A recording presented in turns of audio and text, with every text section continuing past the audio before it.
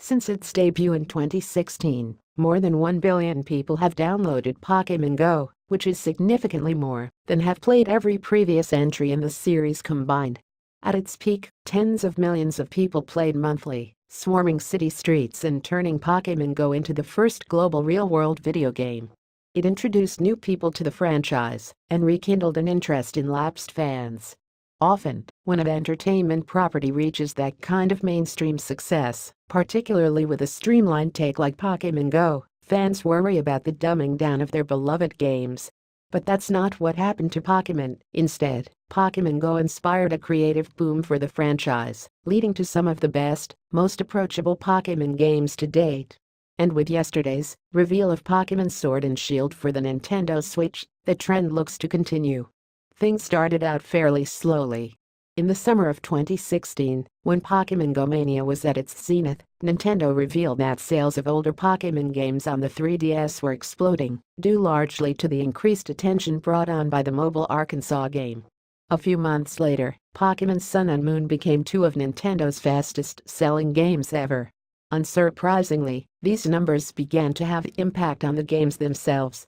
In 2017, Nintendo released Ultra Sun and Ultra Moon, enhanced versions of the previous 3DS games. And these games had a number of features that were specifically inspired by Pokémon Go, including a more streamlined user interface and the ability to capture stronger monsters much earlier in the game. We knew we had a good fan base, but of course we were surprised by the sheer number of users who came out as big Pokémon fans when Pokémon Go was released, Sun and Moon director Shigeru Aomori told The Verge back in 2017. We want to draw on that excitement that's been built up over the past year.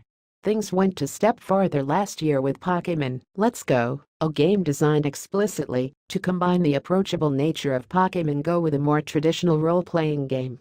It removed series and genre staples like random battles and stripped out many other inessential elements, while adding more playful features like motion-controlled throws for capturing Pokémon and the option to have your favorite monster follow you around, just like in the cartoon.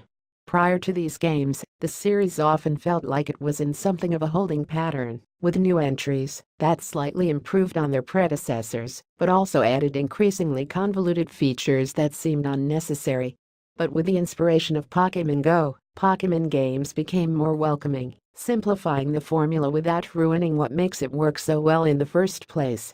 Pokémon Go really did represent the second Pokémon boom, so to say, and it was really a rare opportunity that no one could have counted on, longtime series director Junichi Masuda told The Verge last year.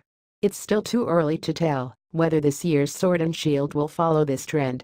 From yesterday's brief, early glimpse, they appear to be much more traditional than Let's Go. Importantly, they're also the first mainline Pokémon games to debut on a home console. That means this will likely be the biggest and most beautiful entry in the series to date, and with that, we could see yet another Pokémon boom.